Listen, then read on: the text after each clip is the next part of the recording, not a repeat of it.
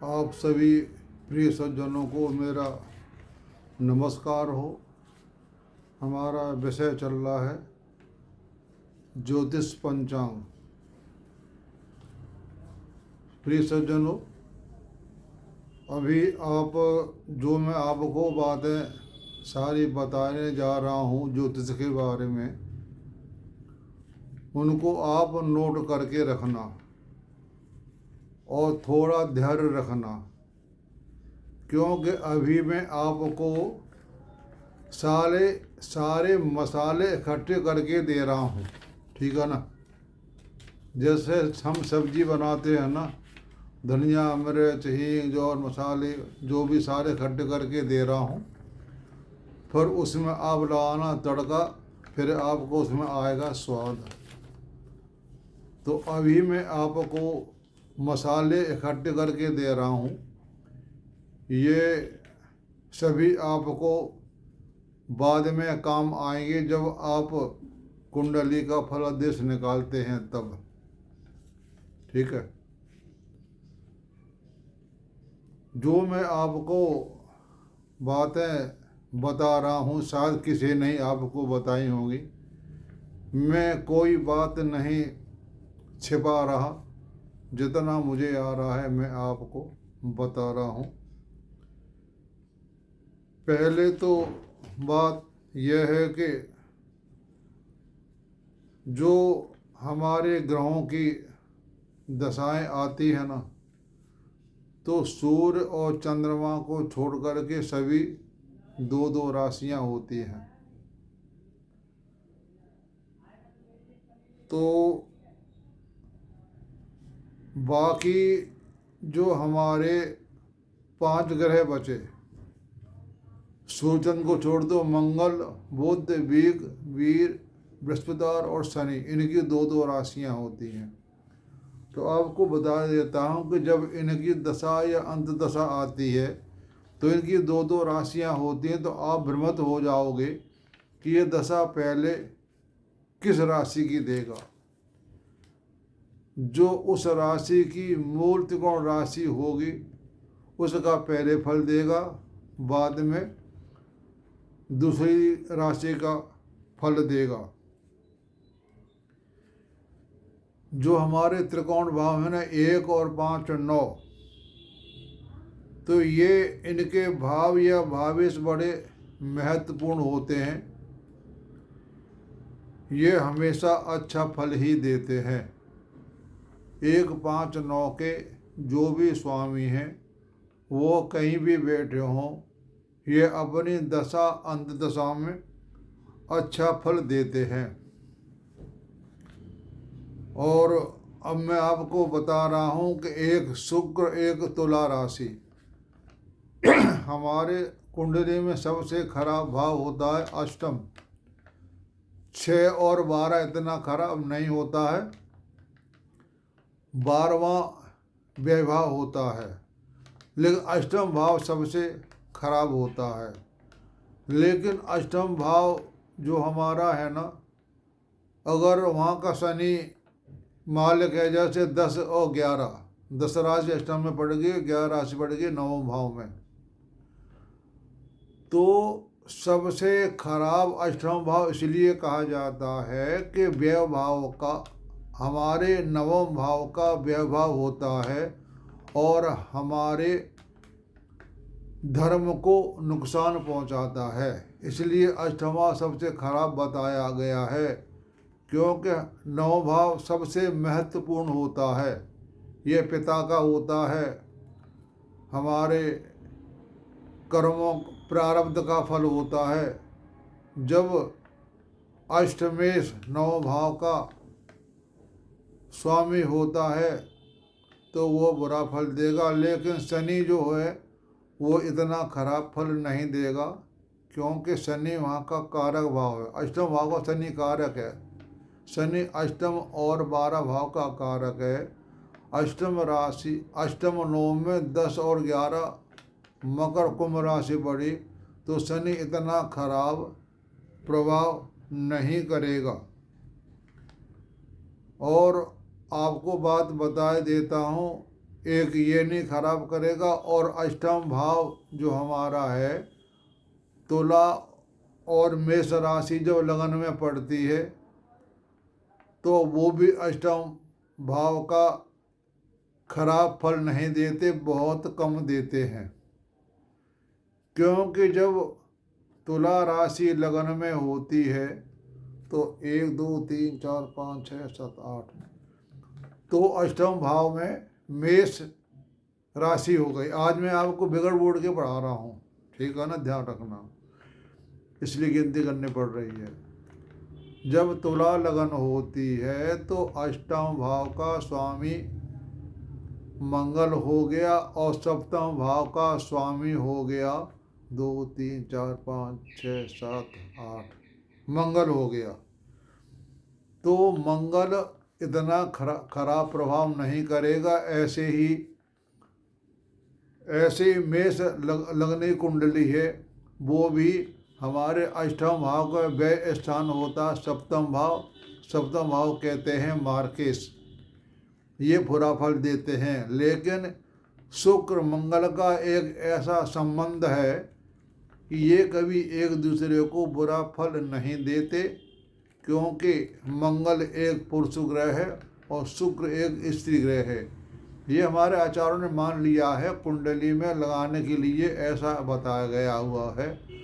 कोई स्त्री नहीं है, कोई पुरुष नहीं, सारे महान मुनि और ये हैं। ये तो हमारे आचार्यों ने इसको फलित करने के लिए बताया गया है और वो सटीक बैठता है। मैं सारी बातें आपको ये सटीक बता रहा हूँ। मंगल शुक्र किसी भी कुंडली में इकट्ठे बैठे होते हैं तो बड़ा अच्छा योग माना जाता है। जिसका शुक्र मंगल इकट्ठे बैठे होते हैं, आप आंख मीच के बता सकते हो कि आप मियाँ बीवी मन पति पत्नी में बड़ा अच्छा संबंध होता है। आप जब भी कुंडली का निर्णय निकालें तो हमें बरों में जाने की थोड़ी गलती हो जाती है। आप लगन भाव को ठीक कर लें और एक काल पुरुष की कुंडली बना लें और एक कुंडली हमारी जो जन्म कुंडली है, तो आप काल पुरुष कुंडली में ये देखिए कि वहाँ का जो ग्रह है, जैसे 1 का मंगल है, 7 का शुक्र है, तो जन्म कुंडली में 1 का और 7 का स्वामी वहाँ बैठा है या नहीं। हमने वह राशि नहीं देखनी, हमने सिर्फ भाव देखना है। काल पुरुष कुंडली के भाव का जो मालिक है, जन्म कुंडली में अपने घर में बैठा है या नहीं बैठा है तो अच्छा माना जाता है। और नंबर 2, जन्म कुंडली में कोई ग्रह अपनी राशि में बैठा होता है तो वो अच्छा माना जाता है। ये दोनों बातें आप नोट कर लें कि कौन सा ग्रह अपने घर में या अपनी राशि में बैठा हुआ है। और नंबर 3, हमने फलादेश करने के लिए मैं ज़्यादा जोर दे रहा हूँ नक्षत्र के स्वामियों पर। वैसे हमारे पाराशर पद्धति में ये सारी बातें दी हुई हैं, जिसको जो अच्छा लगे वैसे फल निकालो। राशि स्वामी से फलादेश निकालने में थोड़ी मेहनत ज़्यादा करनी पड़ती है, क्योंकि कोई पुत्र है और उससे हम उसके बारे में पूछें तो वह बात नहीं बता पाएगा। वह जो पुत्र है वह किसके नक्षत्र के स्वामी के अंडर बैठा हुआ है, वह आपको सारी बातें बताएगा पुत्र के बारे में, जो घर में ग्रह बैठा हुआ है। तो मैं सारी बातें ये उसके पिता के ऊपर ले जाता हूँ, मान लो, तो पिता आपको सारी बातें ये बताएगा। तो उसमें फिर आपका फलादेश बहुत अच्छा निकलेगा।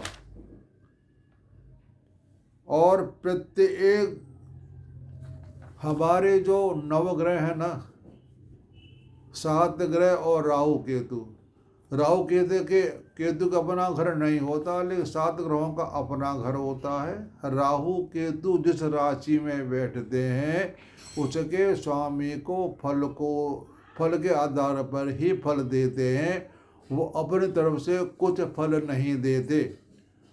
जिस भाव में राहु बैठा है उसमें कोई ग्रह बैठा है तो उस ग्रह का फल भी देंगे और उस राशि स्वामी का भी फल देंगे। ये अपना फल देने में समर्थ नहीं है, क्योंकि हमारे परम पिता परमेश्वर ने हर ग्रह को उच्च पद दे रखा है। कोई ग्रह ऊंचा नहीं है, कोई ग्रह नीचे का नहीं, कोई ऊंचा का नहीं होता है, लेकिन उसका फल इतना नहीं माना जाता है कि ये ऊंचे का है या नीचे का है। हाँ, मूर्त गुण राशि का माना जाता है कि वह फल मूर्त गुण राशि का पहले फल देगा। ऊंच नीच कहीं भंग हो जाते हैं, कहीं त्रिकोण संबंध हो तो भंग हो जाए, और उस घर को उसका मालिक देख ले तो भंग हो जाए। इसलिए मैं नीच ऊंच को इतना महत्व तो नहीं दे रहा हूँ। हमने सिर्फ मूर्त गुण राशि को फल देना है। कोई भी राजा होता है तो राजा का नीचे मंत्री होता है और मंत्री नीचे संतरी होता है। राजा, मंत्री और संतरी जो दशा चलती हैं तो महादशानाथ, अंतदशानाथ, प्रत्यंतर दशानाथ। जब तीनों का सुर एक मिलता है तब वह काम जल्दी हो जाता है। अगर एक भी बीच में बिगड़ जाए तो उस फल में आने में कुछ कठिनाई होती है, वह आप कुंडली के द्वारा देख सकते हैं। खास तौर से बृहस्पति और शुक्र जो ग्रह होते हैं, जब इनकी दशा अंत दशा आती है तो ये काफ़ी उठक पटक कराते हैं, क्योंकि शुक्र हमारे जो महाराज हैं वो दैत्यों के गुरु हैं और बृहस्पति महाराज हैं हमारे देवताओं के गुरु। तो इन गौरों की जब ग्रहों की दशा आती है तो इसमें काफ़ी उठापटक होती है, वह काफ़ी इसमें नुकसान होता है।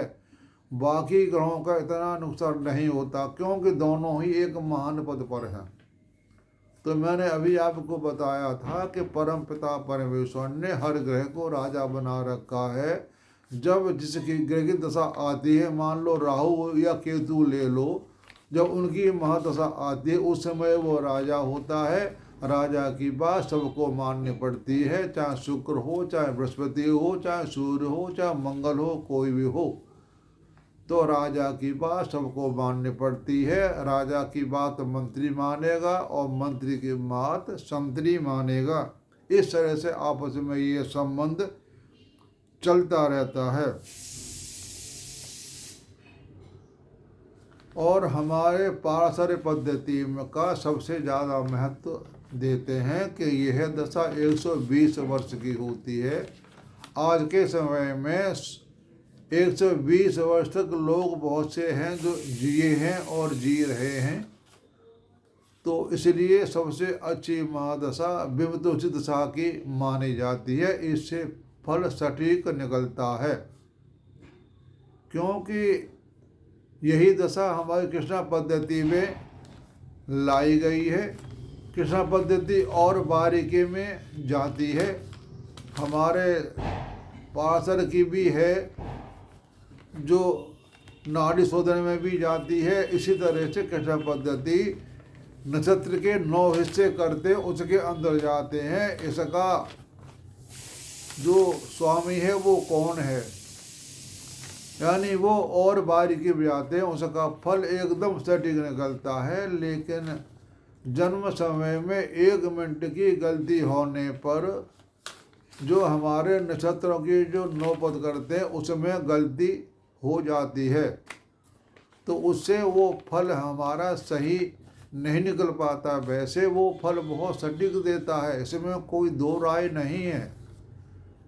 लेकिन नक्षत्र 3 अंश 20 कला का होता है, उसके हम 9 हिस्से करते हैं, उन 9 हिस्सों की दशाएं आती हैं।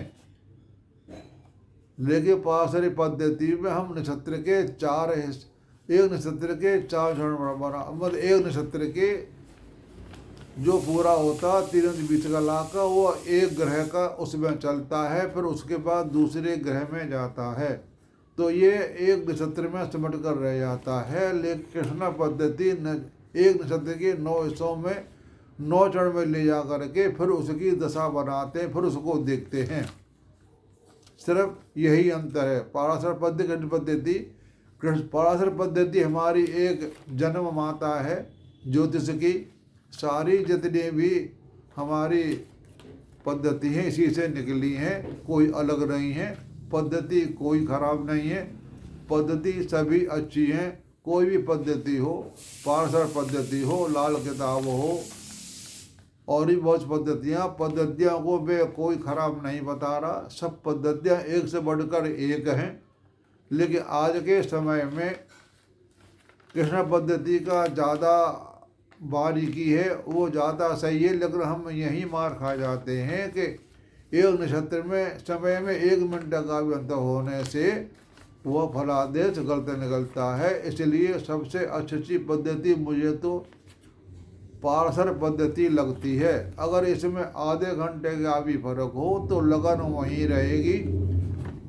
और लगन नक्षत्र को स्वामी के ले लो, फिर उसके बाद लगन से जो भाव बनते हैं वो सारे सटीक बैठते हैं। हमें वर्गों में जानने की ज़रूरत नहीं है। यह मैंने आपको कल भी बताया था कि वर्गों में जाने से भी एक कोई कृष्ण पद्धति की तरह 1 मिनट का अंतर होने से वो हमारे जो वर्ग होते हैं उनमें वो गलत हो जाते हैं। तो वर्गों से हम फलादेश फिर हमारा नहीं निकलता। जैसे नवम D9 नवांश से हम सारे सुख देखते हैं। दृश्यकांड से हमारे शरीर के स्थिति के बारे में देखते हैं, स्वास्थ्य कैसा रहेगा। D10 से कर्मों के व्यवसाय के बारे में देखते हैं। D12 से पिता के बारे में देखते हैं। इस तरह से वर्गों में जाकर देखते हैं। लेकिन जब आप लगन कुंडली के नक्षत्रों के स्वामी में जाओगे तो आपको ये गणना सारी उसमें निचोड़ करके मिल जाएगी। वर्गों में जानने की हमें ज़रूरत नहीं है। सभी हमारे जो कुंडली है उसके लगन के नक्षत्र के स्वामी को नोट कर लें। बाकी 9 ग्रह के भी नक्षत्र के स्वामी को नोट कर लें। इन सब स्वामियों को जन्म कुंडली पे लगा कर देख लें कौन सा ग्रह क्या बोल रहा है, क्या कह रहा है, उसी पर फलादेश निकालें तो बहुत सटीक बैठेगा। इस बात को आप नोट करके रखना। अगर आपको जल्दी समझ में ना आए तो वीडियो को आप बार बार देखें तो आपको सारी बातें समझ में आ जाएंगी। मैं इसलिए धीरे धीरे बोल रहा हूँ। जब भी आप किसी की जन्म कुंडली देखें, नंबर 1 लग्न संधि काल में हो तो लगन का शोधन कर लें, फिर लगन कुंडली बना लें। उसके बाद कालपुरुष कुंडली देख लें। उन दोनों के हिसाब से कौन से ग्रह कहाँ बैठे हैं, उसी आधार पर फलादेश आपको सही मिलेगा। आप सबको सुनने का धन्यवाद। आपको अच्छा लगे तो लाइक करें और सब्सक्राइब में जाकर के जो आपको कहना वो भी लिख कर भेज दें। और आपको सुनने का बड़ा अच्छा लगा हो तो आप इसको समझें और पढ़ें। मैं आपको नई नई वीडियो और ऐसी देता रहूँगा जो आपको आज तक ऐसी बातें बहुत कम आचार्य बताते हैं। ये हमारा कुछ नियम ऐसा है कि जिसको जो आता है विद्या का धन देने से बढ़ता है, घटता नहीं है।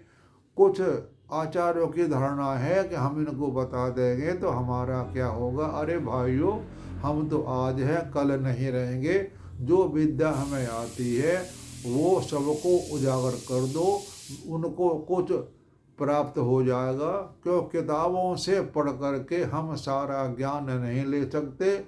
गुरु तो बनाना बहुत ज़रूरी होता है।